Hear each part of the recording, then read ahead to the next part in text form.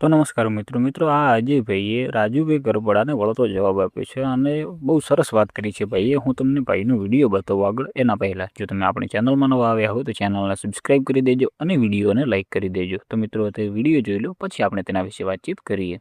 જય સંવિધાન. ગુજરાતમાં રાજુભાઈ કરપડા અને દિલ્હીમાં રાઘવ ચડ્ઢા, આ બેયનું એવું કહેવું હતું કે અમને આમ આદમી પાર્ટી બોલવા નથી દેતી. તો હવે આ બેને જરાક આપણે એટલું જ કહેવું છે, અને કદાચ તમને ભેગા થાય તો એમની જીભ કદાચ જોજો સહી સલામત છે કે પછી કપાઈ ગઈ છે. અત્યાર સુધી આવું બધું કહેતા હતા અને જનતાના પ્રશ્ન માટે લડતા હતા. હવે આ પક્ષ પલટો કરી નાખ્યો પછીનું આપણે એક કંઈ ખેડૂત વિશે એમનું બયાન નથી સાંભળ્યું. આ નીટનું પેપર લીક થયું તો પણ નહીં, આ પેટ્રોલ ડીઝલના ભાવ વધી ગયા તો પણ નહીં. જરા કાંઈ ક્યાંક ભેગા થાય અથવા આ વિડીયો કદાચ અહીંયા સુધી પહોંચાડો તો વધારે સારું, અને ભેગા થાય તો જરાક કહેજો કે તમને જનતાએ બ્રાન્ડ બનાવી દીધા એટલે તમારે શું તમારું થઈ ગયું એટલે વાત પૂરી.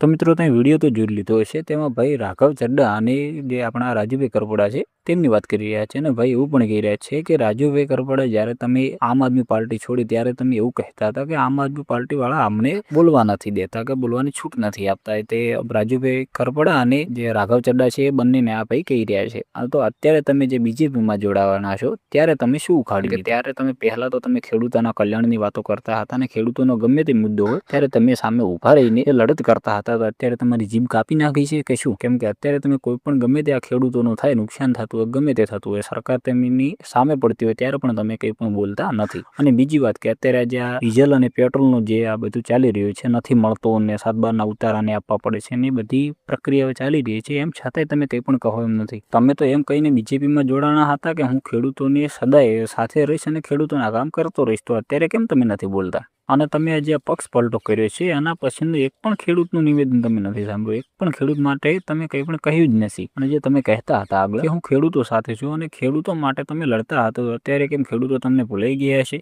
કેમ કે તમે એક પણ ખેડૂતનો મુદ્દો લઈને નથી આવતા. એના એ જ ખેડૂતો છે અને એના કરતાં ડબલ મુદ્દાઓ છે. તમે જે મુદ્દાઓ સાંભળવા બેસશો તો પૂરા પણ નહીં થાય એટલા મુદ્દાઓ છે અને ખેડૂતોને બહુ તકલીફ પણ છે. તો આપણે બધા જાણીએ છીએ. હું પણ એક ખેડૂત જ છું. તો ખેડૂત ભાઈઓ, તમારું આ ભાઈ વિશે શું કહેવું છે? અને જે રાજુભાઈ કરપડા જે બિલકુલ પણ ખેડૂતોનું વિચારતા નથી, એમના વિશે તમારે શું કહેવું છે? તમે જરૂરથી કોમેન્ટ બોક્સને લખી દેજો. અને જો તમે આપણી ચેનલમાં નવા આવ્યા હો તો ચેનલને સબસ્ક્રાઈબ કરી દેજો અને વિડીયોને લાઇક કરી દેજો.